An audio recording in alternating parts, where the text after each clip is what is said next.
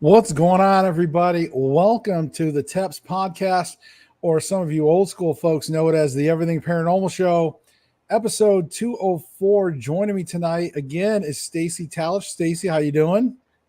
Good. Peace, everyone. Good. Nice.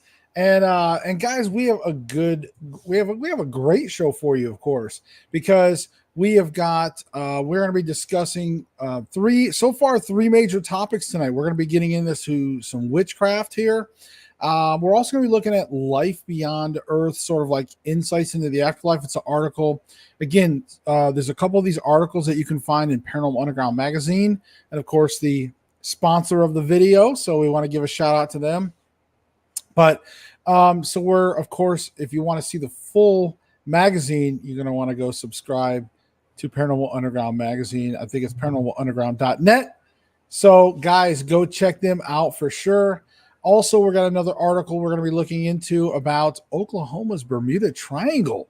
So guys, we have some triangles in a few places. So we're going to get into some of that, some theory talk.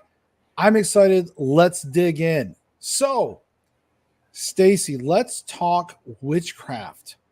So what can you tell me? Because you are a little bit of the a little more expert than I am. But what can you tell me about how far does it go back? I mean, what do you think? Where's the origins of witchcraft? Where do you think that all stemmed from? Well, witch and witchcraft is a derogatory term. It's always been that. It's never been like some of the modern books will tell you that it's this ancient religion that was sprouted from druids in England and all of that, which is bunk. They like to claim that Wicca is the modern or the actual name of witchcraft before it was used as a derogatory term. That's also bunk. Wicca didn't exist until the 1950s,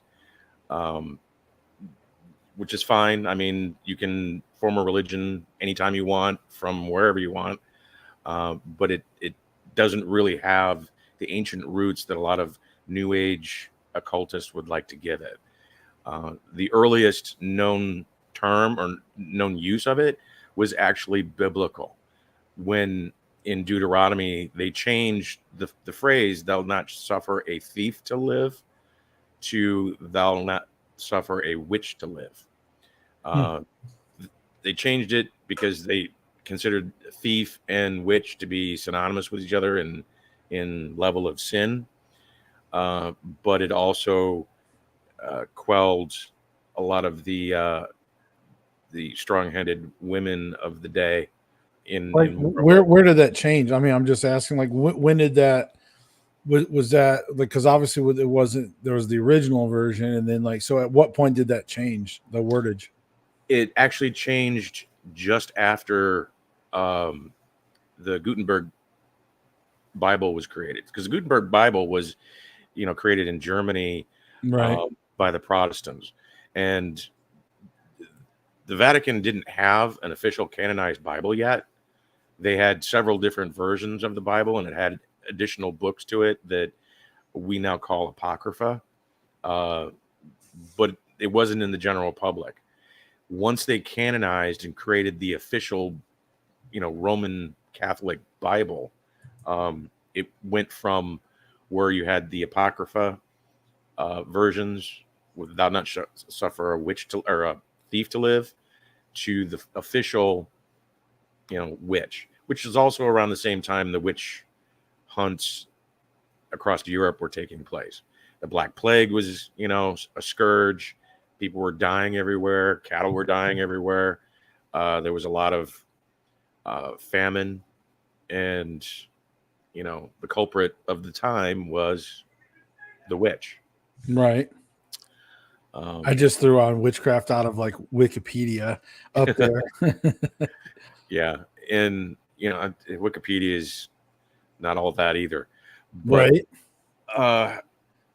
Well, that's why I wanted some contrast to what you're saying, because I wanted, I like how you clarify what, versus just sort of this modern, like, hey, this is what is what is believed everything is. But then there's, once you start digging down past to the roots of things, and that's what we're trying to obviously get at. But anyways, but yeah, continue.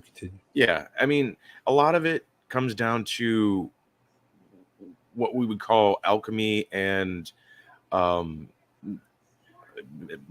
the first iteration of kitchen magic, which was, you know, a lot of homemade remedies and things of that kind to help with sicknesses. Um, you know, midwives, things of that sort. Uh, the church wanted to be the official everything in that time period, and if there was a rising industry that they weren't involved with, you either became part of the church or you were part of the occult.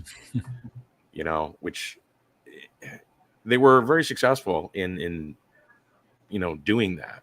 I mean, they were the global one world government at the time. Right. Kings, you know, bent the knee to the church because, well, they were the ones in power. Oh yeah. Well, and plus because of the evolution of divination, like divination was so powerful that, like, again, like you said, the kings, they would go to their shaman, or they would go to their priest or priestess or whoever, and they'd be like, you know, when do you think we should go into battle? And they're like looking at the birds and shit, and like, oh, the birds look like it could be in July, you know. I don't, but you Yeah. know, but they would use divination, and it would be so. And then when they would, there was so much power in that. Well, Nostradamus was one who rode that line, that fine line really, really well in his lifetime, because he was a doctor who was actually curing the plague when he was moving around, because he was one of the few doctors that actually understood the idea of sanitation. You know, you wash your hands, you cleanse, things of that kind were part of his regimen when he would cure somebody of the plague. And he was the go-to of all royalty in getting rid of the plague. right, But he was, you know, born and raised a Jew all the way up until he went to medical school. He was forced to convert in medical school to Catholicism because you had to. You could not become a doctor without being a Catholic. You know, it was just it. You had, that was part of the church. The universities sponsored the church, and it was a Christian school. yeah, because I think if you wanted to stay a Jew, you had to go to business school, like lawyer. Yeah. Well, It's almost a joke, but it's almost not even a joke. he became a Christian, but he didn't forego his Jewish upbringing because his grandfather taught him about astrology and taught him about scrying and casting lots. So he Right. was really big into the Jewish mysticism of divination, and then added alchemy on top of that. And then, you know, having specific gifts himself, he was basically had a carte blanche to do the things that would throw other people into the pits Right. for witchcraft, you know, because not only was he good at what he did, but he was doing it for the betterment of those around him.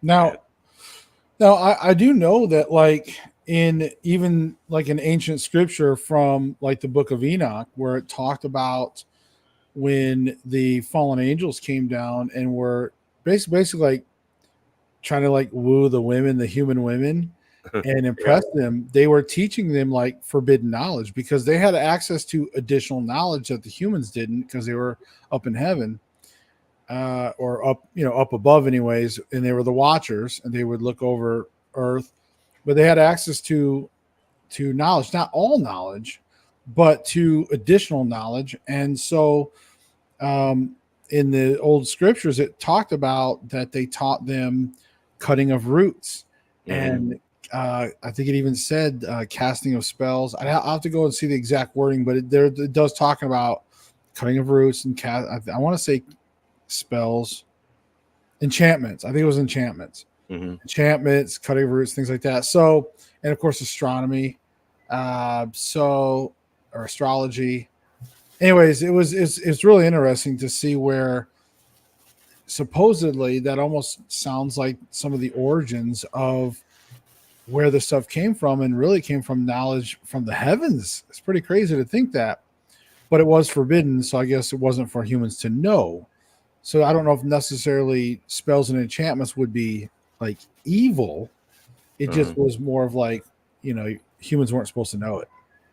Well, I mean, it's since the beginning of time, the whole idea of speaking things into existence has always been there. No matter what culture you're talking about, the language and the voice can manifest reality. Whether you're talking about spells, prayers, whatever. I mean, and the difference between the two is really a point of view, not a specific good or evil. Because even in the Bible has what's known as imprecatory prayers in the book of Psalms, that may his wife be a widow, may his children be fatherless. In the book of Psalms, they've got curses in the book of Psalms, and these things are spoken, and that just by even if you go from the Word of God, the first thing in the universe was let there be light, and it was spoken, and then there was light. That sort of thing is really what scares people, that you can speak something into existence like that. Right. Now, speaking of that, like, so how is people have a genuine fear witches? Like, what about your modern day witches? Do you think that they're just full of hubbub, or do you think that they actually can cast stuff? I mean, what does the kind of modern witch look like? Well, there's a rainbow of different kinds. Everything from your New Age to hoodoo to in the Latin cultures, they have like Palo Mayombe. They're actual traditions that go back 6,000 years into Africa. I mean, that kind of thing, it really depends on the knowledge and the tradition itself. Modern witches, a lot of the Wicca, it's a Heinz 57 kind of thing, where they're pulling from so many different cultures because they don't have anything of themselves, so they kind of buffet what they consider to be good, bad, or helpful. Right. But having that knowledge of what to do in any particular situation, they have no real training. They just go with their feeling on what a spell may be, and then it's like throwing spaghetti against the wall and whether it works or not. Right. But I mean, do you think like, okay, so let's just say you get some I don't want to just say women, but even men, like a man or a woman, and they decide like, hey, I really want to get into witchcraft and I want to cast spells and this and that. And they dig in. What type of I mean, can they become powerful, or like, I guess what separates just anybody from just grabbing a spell book versus a seasoned, person that's been doing it a long time? Well, it comes down to the reason why you're in it.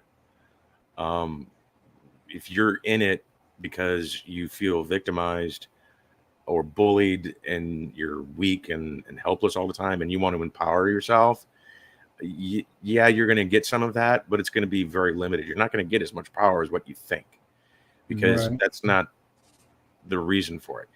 We as humans don't really have that much power to do anything on a magical level. We invoke spirits on the other side to help us along, and they do. Guardian spirits, protecting guides, things of that kind, they will help us along in our quest. But if you're being an asshole and your guardian is there to help you evolve, they're going to stop helping you be an asshole. They're going to just, everything's going to fall flat. They'll do it once or twice to, let you know that they're there and that this is real. But, if you're going to try and hurt people all the time, you're just gonna end up, holding your own Johnson. So Right. Yeah, and I think it's always fascinated me. Of course, Hollywood glamorized it with a bunch of like actual like magic and changing their hair colors and like I don't know all this stuff.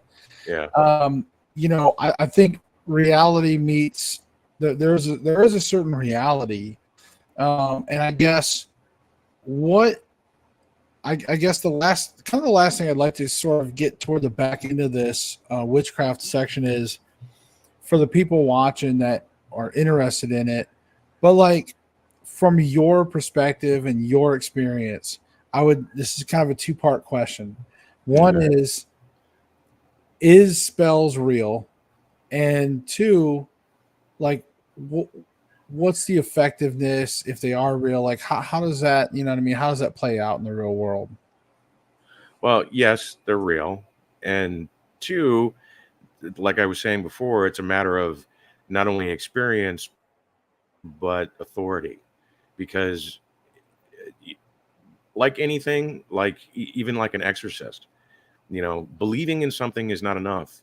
You have to have the authority in order to move something forward. Right. And if you're not in authority of any kind, and you're just some twerp who's throwing stuff out there, it's really not going to be that effective or do what it needs to do, especially if it's to hurt someone, because we all have our life mission. If our life mission is to do certain things, spell work is not going to be that effective against that, because we have a mission. um, that being said, there is a thing called justice. If you have wronged someone and they demand justice through spell work, no holds barred. It's whatever you did that requires justice or a rebalancing of the scales is going to happen. Right. And, it wasn't so much that person did magic against you, is that they invoked justice and the universe itself took action. Kind of like karma. Yeah. And I would just say the one thing I can relate to is it's like the intent we use in paranormal investigations. Mhm. There's some people that can go into a situation and shut shit down. Like Mhm. when I close things down, I know how to close sessions now. Like I have the intent.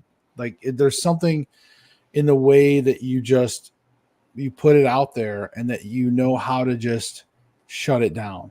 And there's Yeah. some people that whether they're amateur ghost hunters or whether they're just people like, leave me alone, just stop, leave my house. They're not really shutting it down. They're they're either desperate or panicking or whatever, but they don't exactly have that that intent, that true, like they don't know how to really exude that intent into the you know into the paranormal, I guess you'd say. So Yeah, it's the authority that comes down. right. And you see it even in the Catholic Church. They say this with the exorcists. Belief is not enough. You have to have the authority, and the authority comes through Jesus Christ, and you have to invoke that because Jesus Christ gave you the authority to do so. If you don't have that, you're nothing. The demon won't look at you for anything. It'll laugh and point itself. So that's not what I'm saying about witchcraft, but that authority is paramount to actually getting anything to manifest. Oh, I see you. Hello. I see you. How are you? It's good to see you pop in there, and that's a good timing because we're about to move on to the next subject. So let's see. All right, moving on. Life beyond Earth, insights into the afterlife. I guess you could make the afterlife smell better with incense. Yeah. Um, Anyways, but this is by David Drew again, and this is I'm going to read this one. Again, you guys can kind of read along here if you want. But by David Drew, from my unusual perspective of remembering my time in the spirit world, I'm often asked what life is like on the other side. There is no simple answer, as there are many planes of existence. The way you have lived your life determines which will be your home.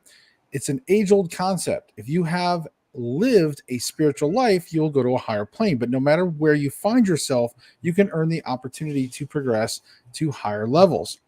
The planes are not truly above or below us, but dimensions apart or different vibrations like radio channels. When you are tuned into one station, you generally can't hear the others unless you're a medium.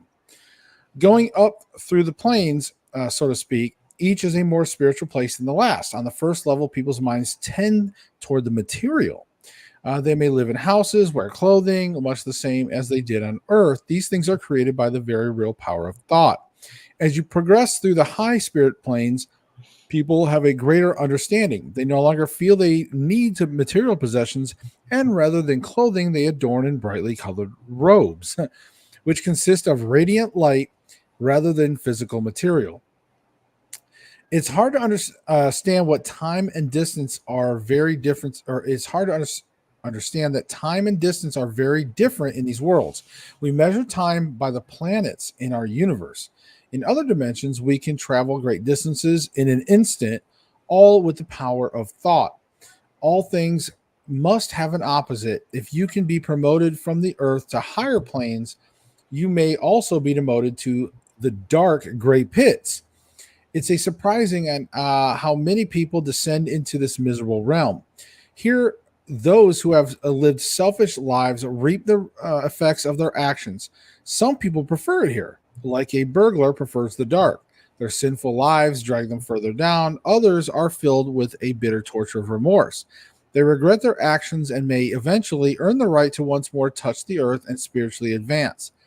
There are people here who you would think did not lead a bad life, but apart from what you do, are also judged on what you didn't do. All your words and actions are apparent, all for all to see. Earth is unique in that we share it with people who have come here from different places or planes. On every other plane, people shared a similar level of spirituality. There are those whose previous existence was in the pits and those who were relatively high in the spirit world. When your life is analyzed, every mistake, careless deed, and misplaced word will weigh you down like a brick around your neck. Each selfless action to help others will act like a balloon to help raise you up. Think about this for a moment. When your time comes, will you have more bricks or balloons? All right. Well, I mean, it was a nice little inning there. Um, so initially, and I'm going to get your take too. Initially, my thought is, sounds like a little bit of a mashup on a few different kind of religious and like the overall view on some things. A little bit of almost like a version of heaven, hell, life choices, judgment, God, Christianity, different things. So, one thing though, I did notice on this. Well, that's just my initial take. I don't agree with everything. I like the outlook, and if you can say that, I like the optimism. I like the outlook of everything, but I have a little different take. But Stacey, what do you think? What is your initial impressions? Well, it's relatively the same on that. I mean, this is very Dante-esque on, the seven up and seven down. Actually, Dante had 9 in the down, the 9 circles of hell. But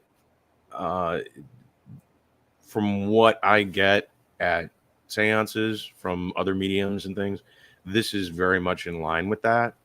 The idea that you can, elevate yourself or basically damn yourself by what you do here on earth very, very quickly. It's sort of like a boot camp for the elevation of the spirit world. And spirits who help you along the way as spirit guides and protecting guides, they share in those things that you do, that whatever you do, they actually participate in those rewards, sort of your all for one for all kind of thing. And they can elevate to a higher level just by helping you achieve a higher level yourself. Kind of like, Clarence in It's a Wonderful Life.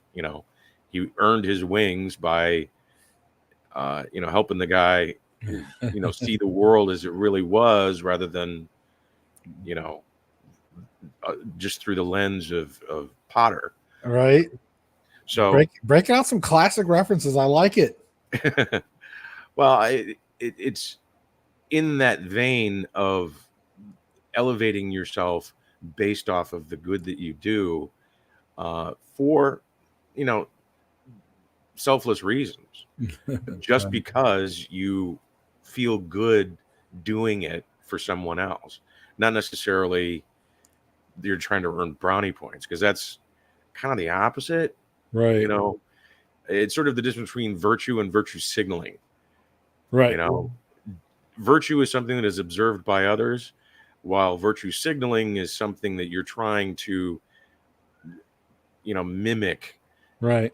to make people think that you're a good person. It's Yeah, I get it. There's a lot of that going on lately. So just wanted to say hi to Kat real quick. She popped in late. hey, Uh, Cat. and yeah, ICU. We're gonna do a little bit of chat at the end of the show too with everybody too. So but yeah, I know ICU said she don't want to be stuck here. She wants to traverse the universe. That's actually ironically that's kind of one of my goals. I always secretly hope that my reward in the end is that I get to pretty much go anywhere in the universe, like and just check out like as a ghost, like be able to go and see what it's like on Jupiter or like anywhere, just checking out the wonders of the galaxies and stuff like that. I think it'd be cool. But one thing I wanted to touch on here too that I this is something that I don't agree with. So now I've used this analogy, and I think I even used it in my book where I talked about where he got into where it says the planes are not truly above or below us, but dimensions apart on different vibrations, like radio channels. Now I did use that frequencies as a way that I think paranormal and things like that, some of the stuff is separated by frequency. That's why, just like with radios, we can't, there's bleed over, but you have to tune to that channel. But what I don't agree with here per se is when he says, you generally can't hear the others unless you are a medium. Yeah.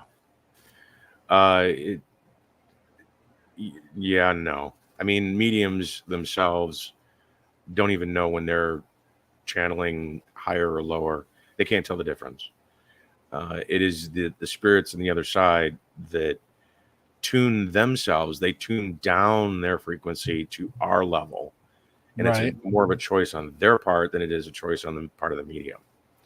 So Now I do want to say, overall, I thought it was a decent article by David Drew. I want to give the guy props. It's a decent little article. I appreciate him sharing his perspective. I do, and I think when it comes to our insights to the afterlife, I think there's thousands of versions, and we all don't exactly agree. So I just want to go on record by saying that. So if David Drew, if you end up watching this, hey, remember, I overall like your article. I think it's great to give that perspective.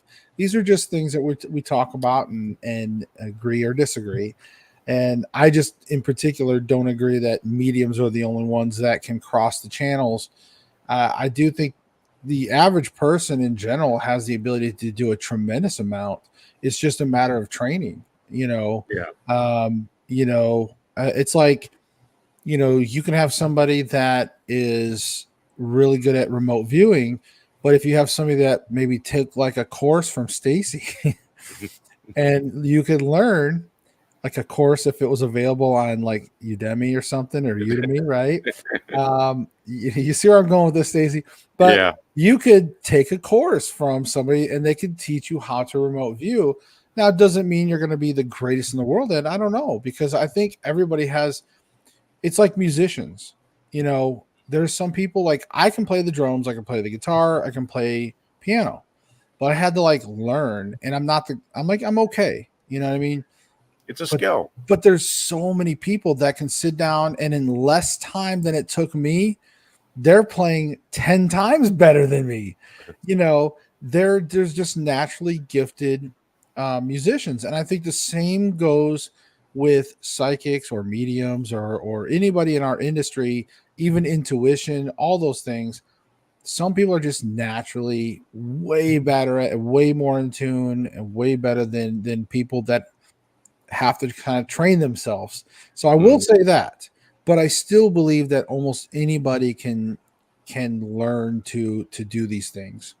Yeah, well, and a lot of times the secret to it is not knowing what you're doing. Um, I've seen people who were completely clueless on how to do something. They just naturally followed their instincts, and they did better than somebody who was actually trained. And they Yeah, looked at it and they didn't know what they were doing. They didn't know what they were viewing, but they pulled up data that blew away what the trained guy was actually doing. And it's not just remote viewing. There's a phenomenon called the third man. Somebody who's if you're out exploring somewhere out in the woods or in the Arctic or out in the ocean or something like that, and you're under distress and you're in a bad situation, suddenly there'll be someone there who's just as physical and just as real as you are, pulling your ass out of the water or pulling you out of a crevice that just made it look like somebody who was walking by saw you. As soon as they pull you out, that person just disappears. right. It's this phenomenon they're referring to as the third man. There's somebody who actually just goes around helping people who are in life-threatening situations. The YouTube videos of those are crazy. I don't know if they're real or not, but some of it's pretty compelling. It's like, wow, Yeah. there's some pretty crazy stuff that I don't know. I mean, like I know there's a lot of fakery nowadays, but I mean, Well, it goes back to all the way to the 1800s. The explorers getting in situations where they didn't know what they were doing, and Admiral Byrd when he was exploring Antarctica. right, All of this kind of stuff. Being saved from situations that would have killed them otherwise, from right. somebody who just appeared out of nowhere. Well, and I can't tell you how many times, like myself or other people. I mean, how many times have you or people watching have just heard of a story, somebody telling a story where like, I have no idea where this person came from, or they might say, I have no idea how that happened, but something pulled me out of that burning car. Yeah. And nobody could find any blah blah blah. It's like it's crazy. I've heard of stories like this. I've heard of things like that. So, and it's out there.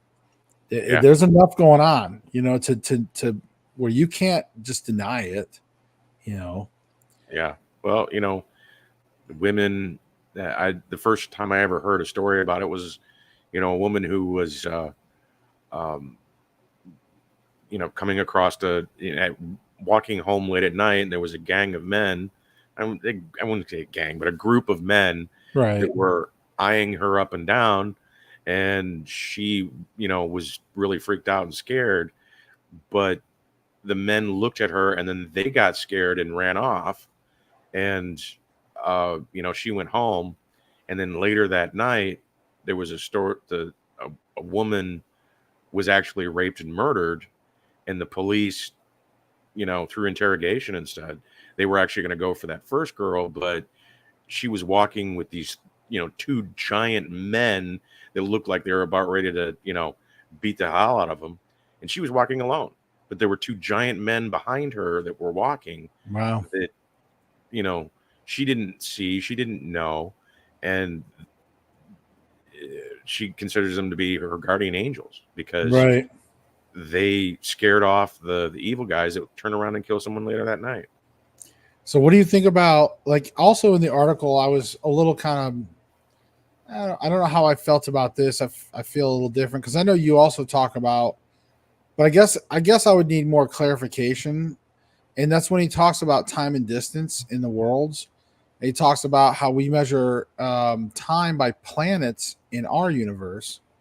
And in other dimensions, we can travel great distances in an instant with power and thought.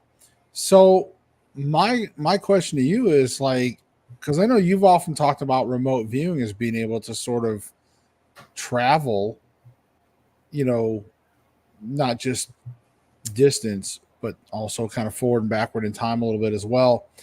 But just really through thought, through mind. Mhm. It, So it's not would really. you agree with what he's saying, or do you just kind of think it's a different way of saying it, or what do you think about that? Well, he's just saying it differently. Our idea of time is based off of, well, actually, what it is time is gravity, and gravity is time. What we perceive to be time as moving forward is not really what time is. Gravity itself is the physical manifestation of our perception of time. And in a world or in a universe where gravity doesn't exist, time itself doesn't exist the same way either. All things exist all at the same time, everywhere simultaneously. So your thought is the only difference between one time and the next. And you may feel like you're being transported, but you're really not. You're all the information that exists currently exists throughout space time, Right. meaning the assassination of Abraham Lincoln and the lunar moon landing and this moment right now are all happening simultaneously. We see a separation through the motion of gravity, but it's all happening right now. That information, that data is currently in existence right now, all of it. Well, right. And They say like if you fly out in space or whatever, like you could look back at Earth and see the past of Earth. You know what I mean? Like from because of distance and all that stuff. And yeah, if you so travel, if you think of it in that term, and I'm just trying to like simplify it, all this or every moment that happens just like leaves the earth, right? Mhm. Every moment. So it's out there. And it's almost like if you can just catch up to it, if you can catch up to that moment that's traveling through space, it's live. That's the moment that's happening now, like the assassination of Abraham Lincoln or whatever, like you said. Mhm. Like those moments are happening all in real time, but just they're moving away from Earth in that sense. Yeah, well, depending on the speed at which you're moving, Right. you actually move into the future simultaneously. Right. You know, Yeah, that's what I'm saying. It's crazy. yeah, But that's like a whole nother discussion that we could get into on theory of time theories of it. But I just thought that this would be a pretty interesting article to talk about it. I think for me, the summary for me is like I think of these top 7 layers or these 7 layers. To me, I kind of view in general. I'm not going to get into like the weeds about my overall beliefs, but in general, I feel like the Earth is sort of the 7 layers. hmm I don't think it's that one layer. I think it's all 7, and wherever you fall on that scale, whether you're an enlightened person, whether you're materialistic, whether you're a dark person, evil, wherever you are on that. But I think you get that go around. And if you spend your time in one layer and it ain't good, I think you're going to come back in that reincarnation loop and you're going to be doing it again. And you're once you reach that final enlightenment and you truly are an enlightened individual, then at that point you may go to heaven and all those things. And keep in mind, this is, I know it sounds very um reincarnation Hindu style, but I am Christian, in that sense. I believe in God and I even believe in Jesus Christ, but I still think that we have some go around stuff. But I just think that those layers represent a little more of morality versus like another dimension in that sense. I think there's other dimensions. I think there's got to be other timelines, alternate dimensions. There's the time space continuum is just crazy in my opinion. hmm But it's a crazy world we live in. So I'm going to end that there. All right, let's move on. We're going to get into the next topic. I think that was fun though. I enjoyed that one. Um, we're going to get into Oklahoma's Bermuda Triangle. All right, this is Mysteries of Beaver Dunes. Now, I'm only going to read a small section, and for those of you that want to read the rest, it's a pretty good article. But this is by Paul Dale Roberts of Halo Paranormal Investigations. Again, you can find this in Paranormal Underground magazine, and you can get your free Paranormal Underground magazines for a year if you just go to paranormalunderground.net and tell them Josh sent you. Anyways, all right. Mhm. Yeah, this magazine's awesome. Anyways, and there's so much more articles and so many things in here. All right, so he says, my uncle, George Roberts, was born and raised in the town of Lehigh, Oklahoma. As a little boy, he heard many stories about Beaver Dunes Park in Beaver County, Oklahoma. George says that this place is also known as Oklahoma's Bermuda Triangle or the Shaman's Portal, as a result of all the mysterious disappearances that have occurred there over the years. Legend has it that Spanish explorers witnessed their friends vanishing into flashes of green light in the 1500s. The Native Americans warned the Spanish explorers to stay out of this forbidden area, but the explorers didn't listen, so some of those explorers disappeared, never to be seen again. Locals say that there's a portal and people are transported to an alternate dimension within the dunes. Spanish explorer Francisco Vasquez de Coronado's journal cites 3 of his men disappearing into flashes of green light while exploring the land. Locals also mentioned that a UFO once crashed in this area. Mhm. Beaver Dunes Park is a lot like the Zone of Silence in Mexico. George says when he visited the park, he did see green flashing lights off in the distance. He avoided the lights, not wanting to become another missing person. Now, the article will go on. They do talk about portals. They're also going to make some comparisons to Massachusetts, which there's a triangle in there. And they're also going to talk about some giants, 10-foot giants, things like that. And of course, there was the tribe of Native Americans, the Mini-Washington. I hope I said that right. They used to battle red hair, red hair like a buffalo, one eye centered on his forehead, a horn that sticks out, backbone like a jagged saw. Pretty crazy. But those giants, and there's other actually Native Americans that talked about red-haired giants as well back in the day. So it's pretty interesting to think about all that. But a lot of cryptids, a lot of UFOs. Guys, I suggest read this entire article. You really need to check this out. So I'll go to you first on this one, Stacey. What are your initial thoughts off the bat on this? Well, I don't know much about it other than what you just read. The area in Massachusetts I've recently learned about a lot of Yeti sightings, UFOs, even little people like what they call fairies and elves and things like that. Of course, in that area, they've also have a lot of caverns that stretch literally from like where you're at all the way up the East Coast. That it's just this network of caverns that things seem to live in there, and they don't have to go above ground in order to go from one end of the country to the other. I don't know if that's consistent here, whether there's caverns that have, usually where you have UFOs, you have cavernous mountains too, Right. or legends of skinwalkers and beasts of that kind.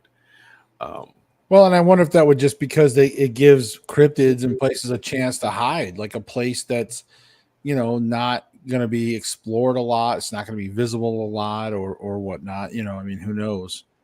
It's got to go hand in hand, I would think. I mean, you're not going to see many cryptids in the middle of like a bare desert.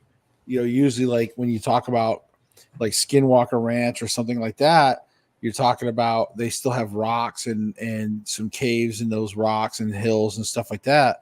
So, it's not just like in the middle of a dune sea desert. You don't usually see anything there. So some of it too comes down to Native American wars. I mean, the Native Americans Indian tribes had a lot of wars in between each other. You know, you had the Ute Indians, the Cherokee, the, you know, Mohawks, all of them, they all hated each other for various reasons. They were not cohesive in any way. They didn't actually start being more cohesive until the white man came along and they're like, you know what? The enemy of my enemy, you know, that kind of thing. Right. But they would often throw up curses or pass along the idea that this land was cursed as a form of protection. You know, superstition was, you know, the caution or the danger sign. You don't go here because this is what will happen to you. Right. You know, that kind of legend carries forward. Whether or not it's based off of anything real, I don't know, but I know superstition can act as a form of security system for, you know, tribal nations. Right. Well, and I could easily get into like a discussion about giants and Native Americans and the lore on that. But I want to get into like the triangle aspect of this, the portal aspect. I find that very fascinating because, as we have the Bermuda Triangle, obviously is the most famous. Everybody pretty much, you mentioned that, everybody kind of knows, you Mhm. know, it's really almost become an adjective as well. You know what I mean? For people. So, and then you were talking about there's like one in Massachusetts, and I'm sure there's others. I'm sure, somebody could be watching this and they're gonna mention other, like, oh, what about this triangle and this triangle? Like, there's all kinds of those like portal zones. So it's fascinating. Now, I will say this for those of you that maybe haven't never read like the Old Testament of the Bible, but like there's portals mentioned in it. If you read the book of Enoch, which is supposed to be in the Bible, but those ancient scriptures also talk about portals. So we're talking about portals that are going into like, we're talking portals right into like rooms right before God's throne.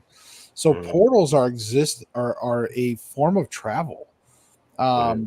in my opinion, from what I can gather. And it's just wild to me. So that there's these portals out there that these other type of beings, obviously not us, are able to traverse. Maybe we use portals psychically or something, but as far as physically, I don't think we're not doing no Doctor Strange, Mhm. sparkle circle, Disney sparkle circle or something portal. But I think it's very fascinating about these portals. What's your take on portals and maybe these locations? Well, science just came out with a paper saying that that's very possible. Not necessarily what we were thinking with Doctor Strange, but they called them time slips, where there's a crack or a Swiss cheese hole in time itself that allows you to go from one time to another time and even a different place in another time, where it could be, you know, you're in New Orleans and all of a sudden you step around the corner and all of a sudden you're standing in 1965 Gettysburg, you know, and you're just not knowing what just happened, and it only lasts for a few moments, but you were someplace else at a different time, and you were the weird guy out, you Right. know. um it didn't, like I said, last very long, but it was just long enough to create a legend about it. um Science is saying these things are very plausible in math. Whether they're actually happening or not, they can't prove or disprove it at this point, but they say that in the math is consistent based off what we know about time and gravity. So, I think when we all were scared about 1999 to 2000, the uh, millennial, I think everyone was like freaking out, like, oh, it's what's gonna happen, when the clock strikes 12 or whatever, what's gonna happen. Um, and then it was the Mayan calendar, right? 2012. uh, Uh, I think somewhere along that line, I think life did fucking end. Yeah. Well, I think we're living in an alternate weird version. the I internet think says is I when think I went through one of these portals you're talking about, and I'm experiencing along with everybody else now, but some alternate where up is down and down is up, and everything's weird now. Like everything is just so different from like before 2000 or even 2012. Like at some point, it's almost like, did I just slip into another dimension? Like some weird Mandela thing going on. you're not alone. You're not alone. People said that the very moment that we slipped into an alternate universe is when they killed Harambe, the gorilla. That's when everything went to shit.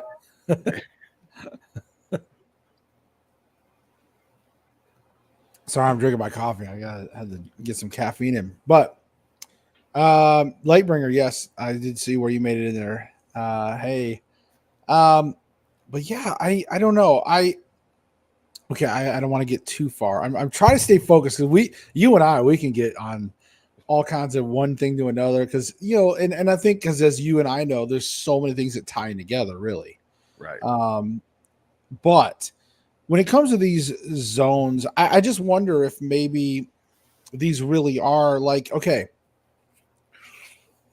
like how we might have interstates and we might have roads and we have dirt roads and trails, right? I think that maybe these could be some kind of super portal highways. Like these particular spots could be just versions of whatever, some nexus of whatever. And this could be explained why so many weird things happen in those particular places. Because I'm sure there's got to be all these supernatural connections from these portals. Obviously, one portal has to connect to whatever. And I'm sure all these portals are connected, all these highways of supernatural stuff. And there's got to be these major hub or these nexus points. And I think maybe, who knows, maybe the Bermuda Triangle and these Beaver Dunes parks. I'm sure there's got to be other places all throughout the world where these super highways, these supernatural highways are colliding and weird shit ensues. Yeah. I mean, there's a lot of truth that comes through in the stories. Remember Pirates of the Caribbean, where they were going back and forth between Davy Jones' locker. Up was down and down was up. Right. And the way that they traveled was in the flash of a green light, right at dusk or right at dawn, depending on where you were at. Dusk is dawn and dawn is dusk, up is down and down is up, and that transition was a green flash.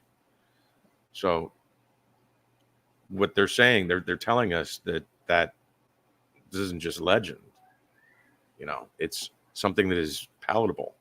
Right. And I think it's hard because science, that's why they've always, referred to anything like this as pseudoscience, because you can't just recreate it. So it drives scientists crazy. They think like if they can just go out to the Bermuda Triangle or they can go to Beaver Dunes Park or wherever and just set up some instruments, that they're going to find some kind of anomaly readings or anomalous readings that they can like reproduce. And then they can say like, oh, look, here's a portal. Like we found like the plane and you can stick your hand into the portal and, they just expect that they're going to be able to find something tangible. And I don't think they understand that that's not how it works. Yeah, they think that what exists in the past exists all the way through as it normally would, like carbon decay. The carbon-14 radiation that they analyze, it has a constant, according to them, a constant level of decay. It's like a clock, Right. or an atomic clock, and it can be measured because it is a clock. They think that all science works on that same level, that everything has a constant tone or constant flow, that all they have to do is just tap into that flow and get their readings, and it proves it yay or nay. And that's not how things work. You Right. know, Right. And in all fairness too, it's like when everything we have is based on off our periodic table, and we create instruments. Everything is created from those things to measure things that we know of, but there's probably things like, if you were able to say what is a ghost truly made of, whatever that energy is, whatever that actual energy is, not maybe like if it triggers an EMF, or that ghosts are not just EMF. If it was that simple, we would be able to find, we would use EMF meters as a ghost meter. yeah. Well, we'd be Right. able to tap into the on the spectrum level too. Right. So my point is whatever they're made of, it's something that we just don't have the technology to detect, because our periodic table, however we combine it and create whatever, is we just can't pick it up. We can't, we just can't see it yet. We can't grasp it yet. Yeah. And maybe we will, maybe we won't. Maybe we're not meant to. There always could be, again, that absolute veil that we just cannot penetrate. It's frustrating on that level too, because science has things that are just as metaphysical as ghosts or cryptids or anything like that, but they've written a math equation based on it, so to them it's real. Right. Dark energy and dark matter, for instance, they say that dark matter is 80% of the universe, and it exists absolutely everywhere except right here. They can't physically tell you what dark matter is because it doesn't exist right here, and it's 80% of the universe.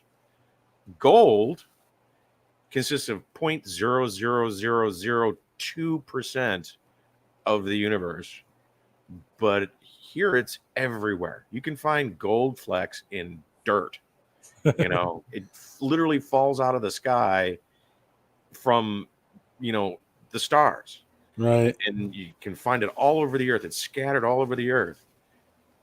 But dark matter, scientists will fight tooth and nail saying that it's a real thing, but they can't tell you what it is or where it's at. It's on a chalkboard somewhere saying it's real, so they have to say it's real. Well, as we kind of wrap up that last segment, I want to leave with or end with a thought about, so Close Encounters of the Third Kind. Okay, you remember the movie? Yeah. Do you remember it? Yeah. Okay. So I'm making a point. So for those of you that have not seen it, spoiler alert, it's an old movie. I think we're beyond spoilers. Yeah. But if you haven't seen it, when the UFO, there is a point at which they like return, like Elvis, Amelia Earhart, like, you know what I mean? Like some of these lost, like, these mysteries. Now, I'm not saying that that's ever going to happen. What I'm getting at is, do you think that there could be a day when all of these missing Bermuda Triangle objects, people, do you think that we will see a reemergence of that someday, or do you think that's just going to be gone? Some of them, like the Navy pilots that were flying the Spitfires that went out on a mission, the training mission, and then they just disappeared. Right. I think they're going to come back someday. And they may have actually already, and they're have been sequestered or quarantined, that kind of thing. Right. The government is really good about seizing things that make the question mark come about. They don't like the public asking too many questions about anything, much less, time travel. Right. But some of it, yeah. A lot of it, probably not. Amelia Earhart, turns out that, according to some scientists, they did actually find her, but they didn't know it was her when they found her because she had already been a skeleton and torn apart by coconut crabs. And, they took her back to Japan, right before World War II. Right. And her remains have been there ever since, according to one scientist. Yeah. I mean, and I also heard some other recent article where they were talking about that they might have found her wreckage or something. I don't know. There's always some new claims. I think every once in a while to roll around, but it was a credible article I was reading. I was like going, oh, they actually seem like they got some pretty valid evidence. But I think there was some logistical issues in the last little bit there, but I don't know. We'll see. Like I think there's going to be a combination of there was legitimate accidents out there. Probably some of these areas mess up instrumentation and cause accidents, but some of the stuff just seems too big of a mystery of like just complete disappearances. It's really odd. So, but on that note, guys, we are going to start wrapping up. For those of you in chat that's been watching, I want to thank you guys for popping in here tonight. And I hope you guys enjoyed this new format we've been doing, where we have a guest on and me and a guest discuss something close to the guest and also some articles from Paranormal Magazine or maybe some other sources in the future. But I think it adds for a much well-rounded show, gives you guys that additional content. And if you missed any of these sections through the upcoming week, I actually will upload the 3 separate sections. So we'll have a section on witchcraft coming up later this week. And we'll have, of course, the afterlife stuff. And then the Bermuda, the Oklahoma triangle section will be. And I do those called shorts. And those will be uploaded onto YouTube through the week. So in case you want to show somebody just a part, if you're like, hey, check out this part of the show, you don't have to show them the entire live show. So we'll have some shorts upload. I've been doing that now. So we've been making a lot more progress. Oh man, you guys want to see something cool? I'll show you guys a little bonus treat. I got one of my new meters in. I got a new meter, a ghost. It's an EMF meter. But you got to check it out. Hold on, where is it? Second thing is, I don't have any more. I don't have any 9 volts on me because I think it takes a 9 volt. Do I have a 9 volt in this drawer? I didn't have one in my battery drawer, but I won't be able to turn it on. But I'll show you guys what it looks like. Hold on, Stacey, talk about something. Come on, let's go follow him. Just walked off the thing, Oh, and as far as Close Encounters of the Third Kind is concerned, when I was a kid, I really wasn't all that impressed with it. It was more intellectual than I was up to at that time. Right. It was on the heels of Star Wars. I mean, after you've seen Star Wars, Close Encounters of the Third Kind really isn't all that impressive.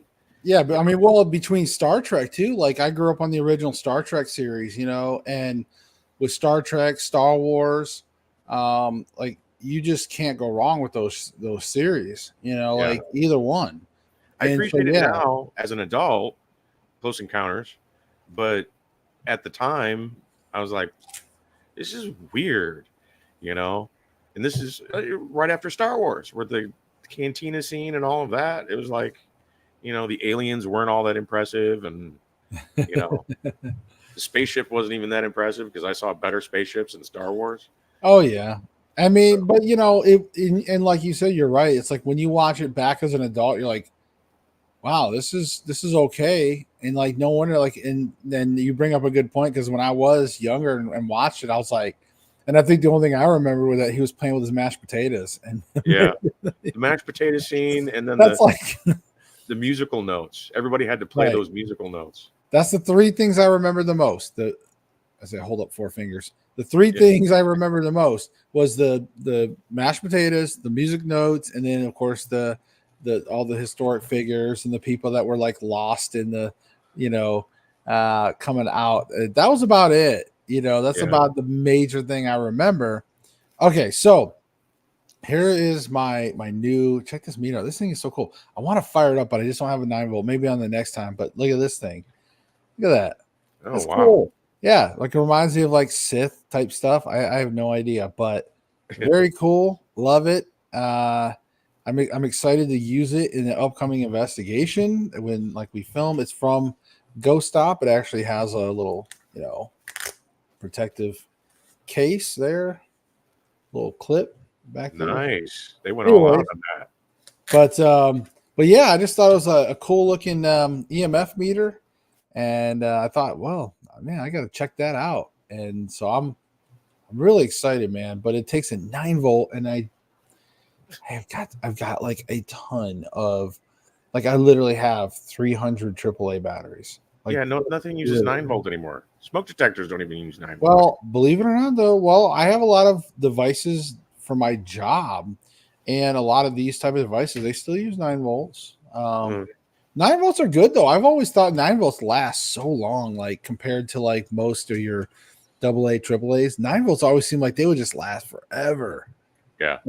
And of course, you'd be like, when you did have to change one out, though, that was always the thing. It's like, that's like the one thing you never had in your house hardly would be like extra 9 volts. Like, damn it. Like, you always find like stray, like AAAs, AAs. Like, hell, I just found a stray AA. I better throw that away. This cut. Just like found a stray one right here in my drawer, even though my battery thing's in the other room. Like I said, you could find like stray AAs, AAAs. Of course, you'd always find them, put them in stuff. Like, damn it. And then what did you do? You didn't throw it away. You throw it back in the drawer. You're like, damn, it didn't work. And then you finally maybe find that one AAA somewhere, or people would steal them out of the smoke detectors. Oh, man. But yeah, Ghost Stop does have some cool items. I will say, though, that you just always have to be careful with everything you order. So as a paranormal investigator, you want to look into how things work. And another thing, again, because EMF meters, for example, and this is all bonus segment, we're just in overtime, but EMF meters, they're not ghost detectors. And I don't know how many times I try to tell that to people. They're not ghost detectors, but they can aid you a lot. They're an essential tool in ghost investigations. And I'm gonna use this example. Okay, this is a perfect example of how an EMF should be used in an investigation. And this is a story that was told to me by our late friend Bob. So Bob was telling me how in one of his investigations, he had a couple, and they were normal people. They just, they weren't really like into a lot of paranormal stuff, but every night they would lay there in bed and they would start to have problems. They would start to have paranormal type things that were going on. And they're like, what the heck? They'd get up the next day or whatever. They'd have trouble sleeping, all this crap, it was bad. But then they would, live their lives. And every night, this kept happening every night.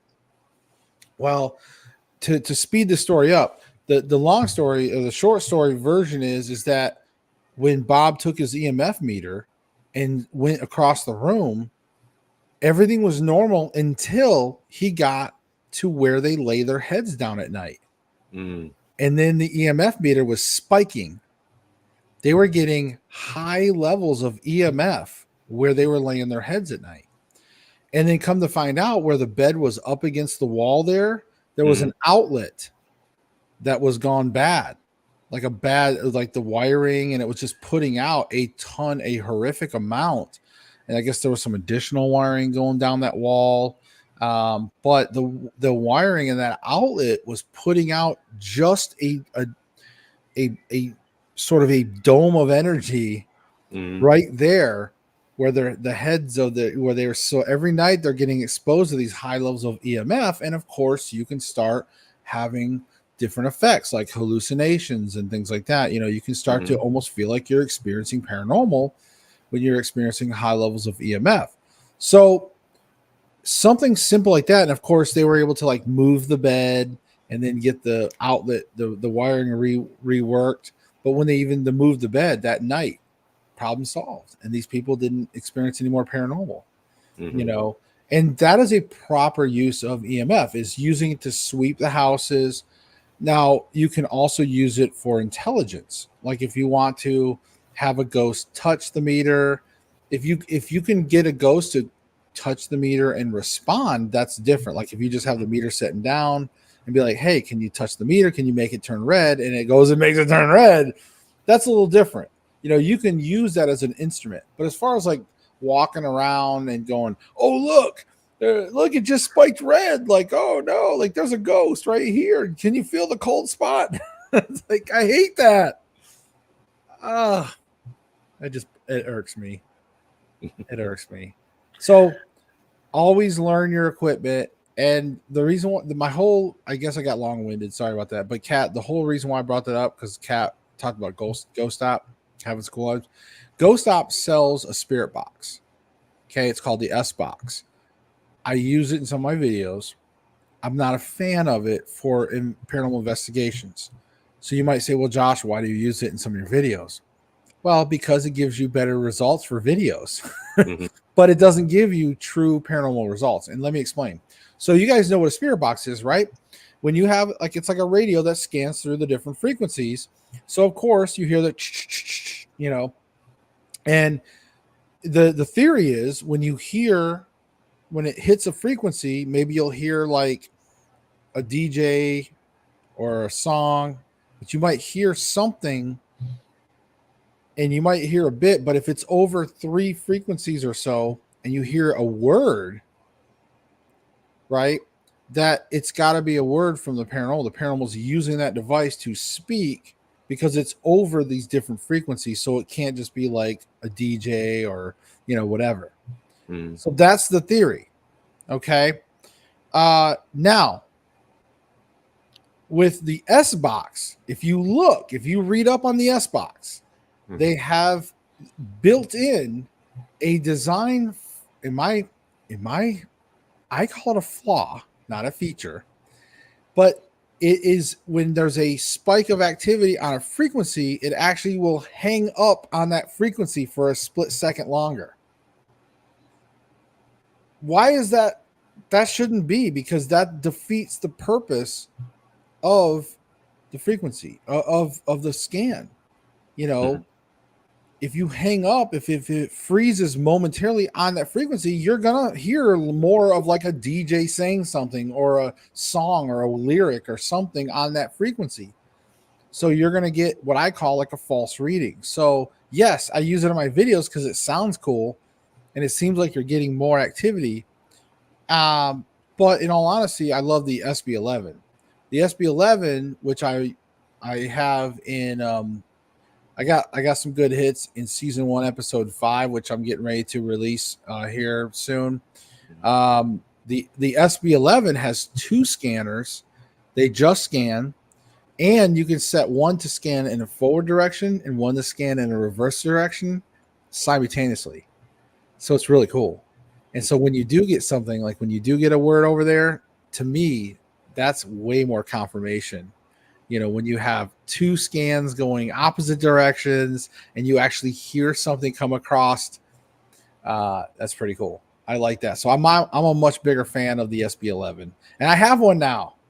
It just came in a few weeks ago, so I finally got my SB11.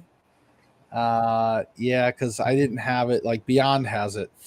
She has the original one. I have my own now, so I've got that. Like I said, and I got my new EMF meter, REM pod and stuff. I got some pretty cool stuff. So even more stuff. And good news. I'm gonna announce this to you guys. I will be hosting 4 public events in October. So October, for the first 4 Thursdays in October, the historic home of Pleasant Hill will be opening its doors to the public. You have to buy tickets. We're only allowing 8 people, 8 people per night. So tickets go on sales this Sunday, September 1st at noon. Tickets will be on sale. You can probably find the link on my website. They're going to be in Bristol, Virginia. And we will be doing. There is a couple VIP slots. If you're lucky enough to be one of the couple VIPs, you'll get to show up an hour early. You'll have a private tour. You're going to also have access to us, to TEPS Investigates team, and you're also going to get to spend the rest of the night there when everybody else has to go home. You get to spend the rest of the evening there at the historic home.